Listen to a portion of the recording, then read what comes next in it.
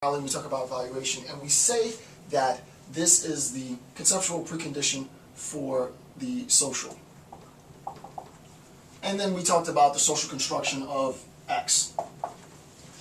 But what we need to recognize is that this idea of morality, right? This idea of morality itself, right? This idea of morality itself, the herd wants to control the notion of morality. This is very important, and you cannot get lost at this point, so I have to make sure that this is clear. The herd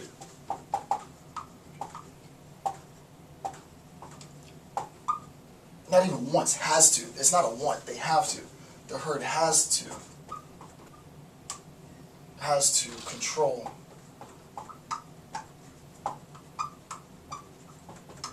the herd has to control morality. Why is it important that the herd, this would be a good midterm question, right? Why is it important that the herd have control over moral valuation? Question mark.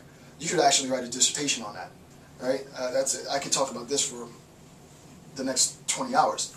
The short version is the herd has to have control over morality because morality is the pre-conceptual condition for the social.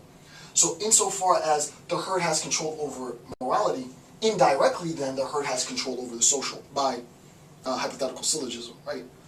Insofar as the herd has control over morality, and we recognize, I've been talking about this for 3 hours now, that that morality and moral valuation is the preconceptual condition for the social, then insofar as they have that control, they control the social. So the herd wants to take control over the social. They want to take control of the political. This is precisely why when you hear political, and I hate to keep beating the same, tooting the same horn, this is precisely why when people get into political power and they say that my decisions are controlled by the will of God, the hand of God, God spoke to me, that's precisely what the institution as personified wants, right? The institution of moral valuation wants it to be the case that we slowly infiltrate various institutions with our devotees and transform those devotees to appeal to the original dogma, to appeal to the original edifice. And what ends up happening is every institution then will conform to the one institution, right? And that institution being the institution of prescriptive moral valuation, right? So that's the super short version. Okay, and I'm getting a little deeper and a little quicker because you should be comfortable now if you're at this point in the lecture, right? 1, this idea of control. Listen to what he says in 275. Quote, now suppose that belief in God is finished. Suppose that belief in God is finished.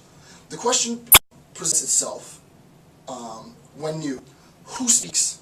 My answer, taken not from this, let me read it directly from here. The question, 270, what the question is? This is 275? 275. Not supposed to, yeah, here we go. Let me read it just straight from the book. 275, last paragraph. Now suppose that belief in God has vanished. The question presents itself anew. Who speaks? My answer, taken not from metaphysics, but from animal physiology. The herd instinct speaks. Let's take that back. Now suppose the belief in God has vanished. The question presents itself, who speaks? My answer, taken from metaphysics, not from animal physiology. So the metaphysician would say the herd instinct speaks. It wants to be master, hence it's thou shalt, right? The herd wants to be master.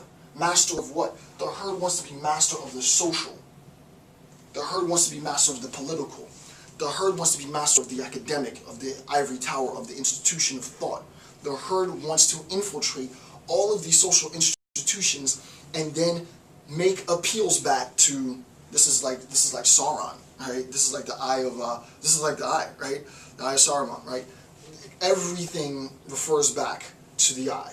Everything refers back to the original source for prescriptive demands, right? This is great, right? It wants to be master. Hence, it's thou shalt. It will allow value. Listen to this. It will allow value to the individual only from the point of view of the whole. The individual gets a little bit of credit as long as what the individual is doing is deferring that value back to the mass, to the herd. But God forbid you put yourself in a position where it is undeniable that you are unequivocally the source of whatever it is that you're doing while you're performing optimally, then that becomes problematic, because now people can engage you directly. Dr. Campbell, how did you do that? Right? You're a black kid from the ghetto. How did you? I had somebody, I don't know how he meant the comment, but I sort of liked it. He said, one of my logic videos, I forget what it was, he was like, a black logician? How is that possible? I've seen everything now, a black logician. And I was like, well, I learned from a black logician, Kwasi Wiredu, and white logicians as well, to be honest. But I'm glad that the contradiction is there. I was like, oh, black logician, what is that about? Well, you can engage me directly, right? And I can give you answers based on my experience directly. I don't have to point to anything outside. They don't want that. They don't want me to find an artist on YouTube and be like, wow, that's super cool, man. How did you do that? Right? This is what's so awesome about 21st century education, is that we've had in the past self-made millionaires. Now you can have self-made intellects, right? I am working every day to help ensure that the next generation of scholars and academics can be self-made, that you don't have to go to the institution to get an education, that you don't have to require this exorbitant expenditure of money so that you can be as smart as I am, right? But I have to take the initiative, and I have to assume the responsibility to make sure that I'm contributing to your betterment. I've already made it. I'm already here. The point is, we as a society can progress, but the institution of prescriptive morality wants you to always defer back to the institution, so they infiltrate all of society with charlatans. Let's keep it real, right? They infiltrate all of society with charlatans, and everybody's talking misinformation, thinking that misinformation is truth, right? It's funny when conspiracy theory becomes theory, if you follow me, right? That's where we are in 2011, right? Conspiracy theory now is theory. Like, people talk about conspiracy theory like it's legitimate theory, right? This is how bad the situation is. So I have to work overtime now, whatever time it is. Sun's been down for hours, in order to make sure that I am putting out real information so that you can make viable decisions on your own. I love Nietzsche, right? It will allow value to the individual only from the point of view of the whole. What I'm doing is not acceptable because it's too much emphasis on me, right?